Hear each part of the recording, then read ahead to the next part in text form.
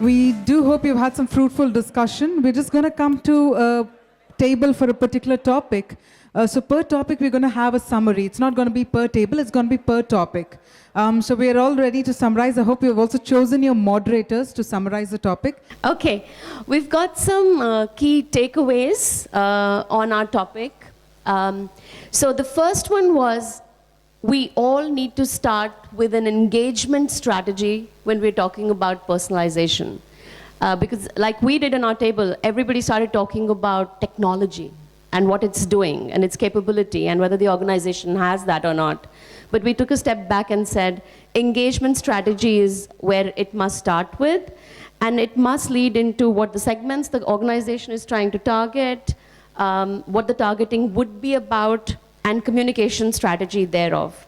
One big takeaway that we got from our discussions was, we don't ask customers enough questions when we onboard them about what their preferences are or what they would like to see from us as a brand.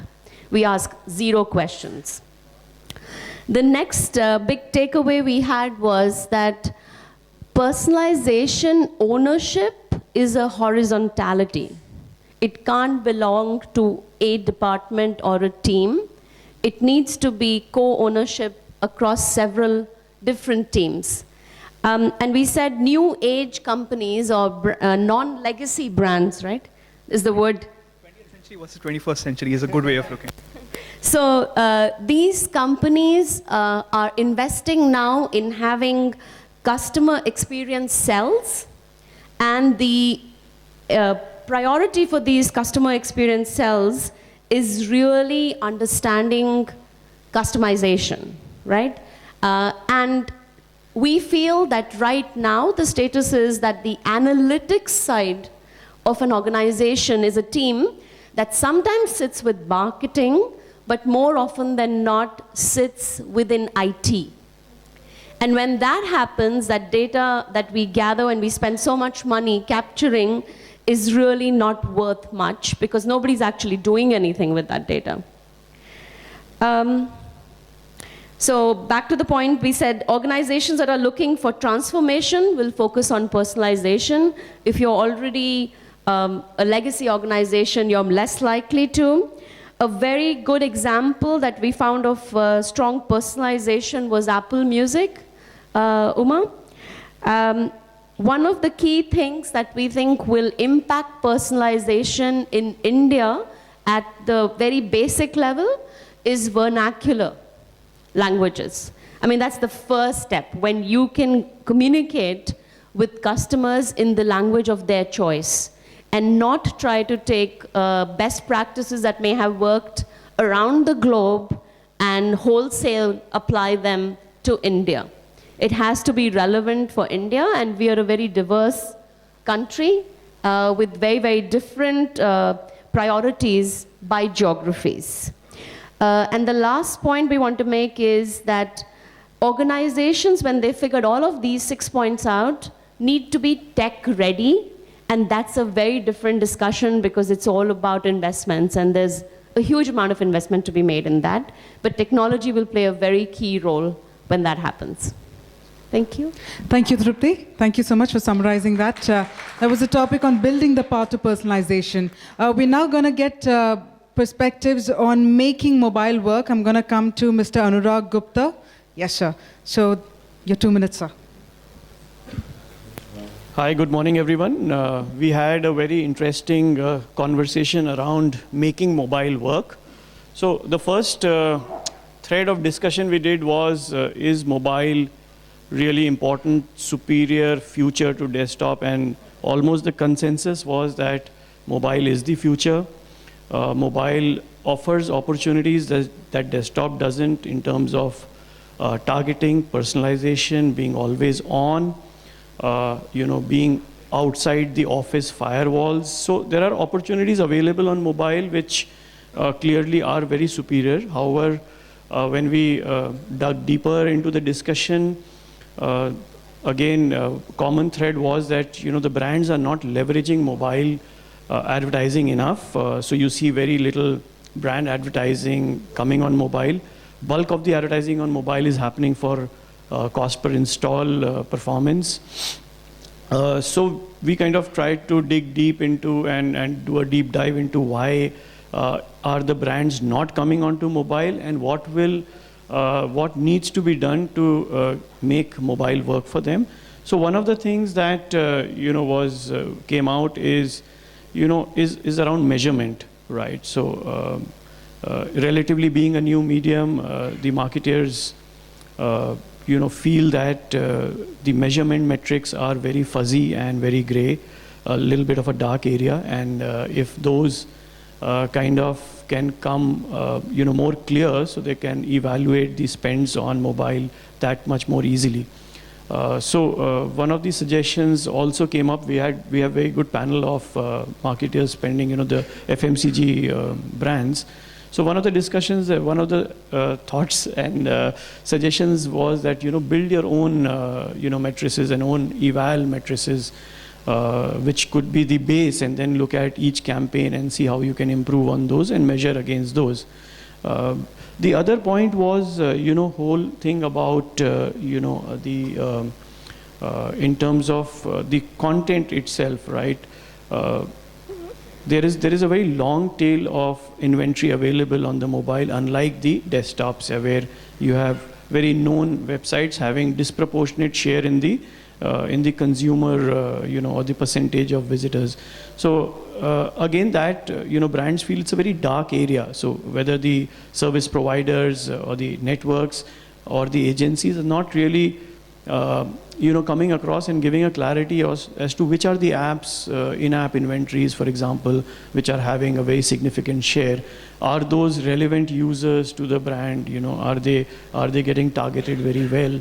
So if those things can get answered from the service providers, that would help in adoption of mobile in a significant manner. The last point, was around the feature phone and the smartphone, where typically FMCG brands think that feature phone users are very, very relevant to them. One of the case studies given or use case given was the KKT, the Kankajura station by Unilever. And somehow none of the service providers have really given any solution around the feature phones, which is addressing the measurability, and it's a very dark area for the brands. Yeah. So I think these were the points and the key takeaways from our panel. Yeah. Thanks. Thank you very much, Mr. Anurag. All right, so it's also time to get insights on what will be the future of performance marketing. I'm of course going to request the respective moderators to keep it brief and succinct. We have Deepali here. All right, Mr. Thakur, it's up to you. So the points that we discuss is actually how the advertising will evolve into the future. What will be the future about advertising? We know about that everything has gone towards from branding to more of performance on top of leads earlier, and now again on cost per install to cost per engagement. What we're saying is how in future will evolve to actually make advertising also suitable for CPG companies largely to acquire their customers. Now CPGs are still not spending more on digital. So where the technologies of tomorrow will, one second.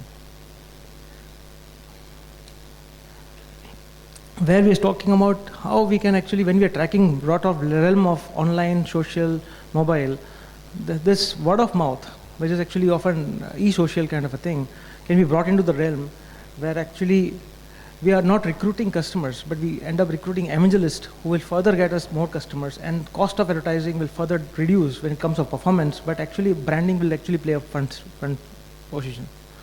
Deepali, you want to add something? You want to add something? So I just want to make a comment on the measurement bit, which is, I think it's up to the individual organizations, and I think people who are running the performance marketing budgets to derive metrics that seem to work in their organizations. And I think a lot of the what comes first happens in terms of the systems. Do we have the CRM system? Do we have one view of the data? Do we have one view of the customer? And do the legacy systems talk to each other? And in a lot of places they don't. So my suggestion always is that develop the matrix, start doing it on Excel sheet if nothing else.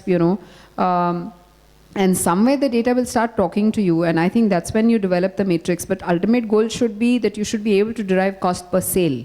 So, cost per engagement, cost per impression, cost per click, cost per lead, but, just get down to cost per sale, because what we've started seeing at Club Mahindra is a lot of the high CPL campaigns that we have actually are performing very well when it comes to cost per sale. And you will never have that clarity unless you start tracking that down. So the end goal should be clearly in mind. And I know the CPG marketers do not have that advantage of being able to track that at all. I think that's where you kind of just, fall in the whole engagement or impression, kind of trap, as I call it. But I think if you're in the service economy and if you can, track it to the cost per sale, that should be the aim all the time. And if you don't have the systems to do it on an Excel sheet. That's my advice. Thank you very much, Deepali. Thank you, Mr. Thakur, for beautifully summarizing the topic. We're going to come to table 9 here, because the topic that they're going to be summarizing would be, will programmatic buying drive native advertising? So who would be summarizing here? Yeah, hi, so I'll summarize for the group. I think the question was, will programmatic buying drive native advertising? And I'll keep it really short, yes.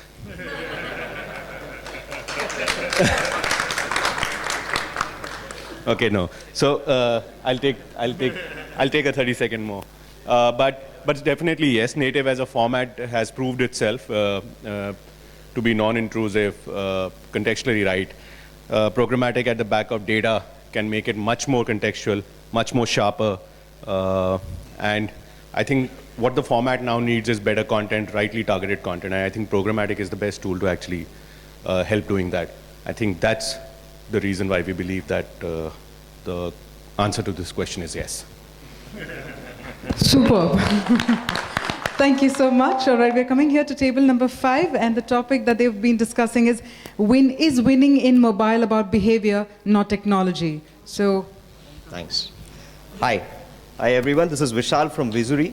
Wonderful topic, another digital question, but I can't answer it so quickly because the group has a mandate that it's a poised situation right now, wherein the mobility is really evolving. The technology plays key role in being an enabler in this space. We are all trying to understand new ways of reaching out to millions of end users in this part of the world, of course rest elsewhere as well. Because it is really worthy on the ROI scale. That's possibly the best ROI-driven channel that we have. It is everywhere. It is in the hands of everyone. However, it is creating a big problem, which is the big data. And managing this big data, and learning the behavioral traits from this big data, brands agree that that is something that another technology bit needs to be placed there to understand it and loop back that into placing the newer mobility initiatives. So it's really end of the day about behavior, but we cannot shy away from technology, adoption of it. And one of the key criteria is, can you outsource the understanding of your customers' behavior? If you heard yesterday Dabawala's session, you cannot. You have to do it yourself. You have to engage with the right partners to do it. So that's the mandate. Thank you. Thank you very much. And that brings us to our final topic, which is storytelling in the moments that matter. We're going to come to table number 3. Of course, the topic is storytelling, but I'm going to request it to be very, very short and sweet. So hi, we had representation from BBC.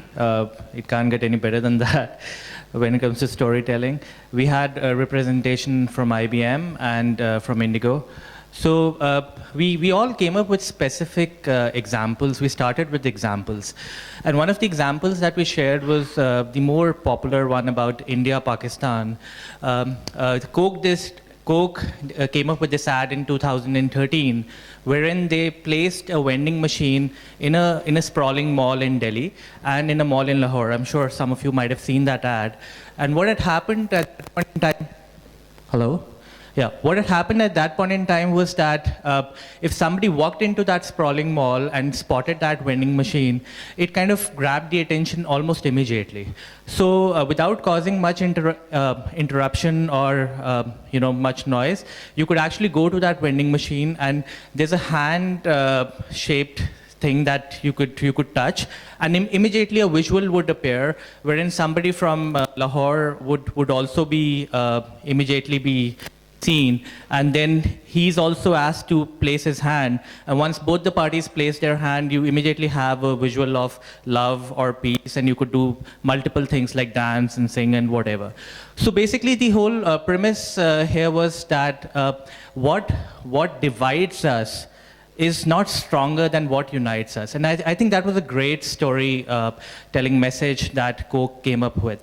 Another example that was quoted on our table was about Google, where some of you might have seen that tearjerker, wherein two childhood friends from India and Pakistan, they get to reunite, a granddaughter comes into the picture and starts using Google's tools like Gmail and some of the other stuff to get those people together.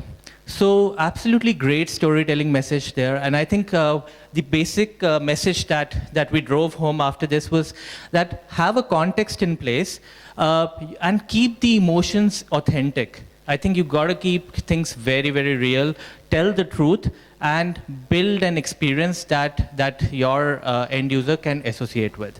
So I think that's the message that we wanted to drive home. Thank you.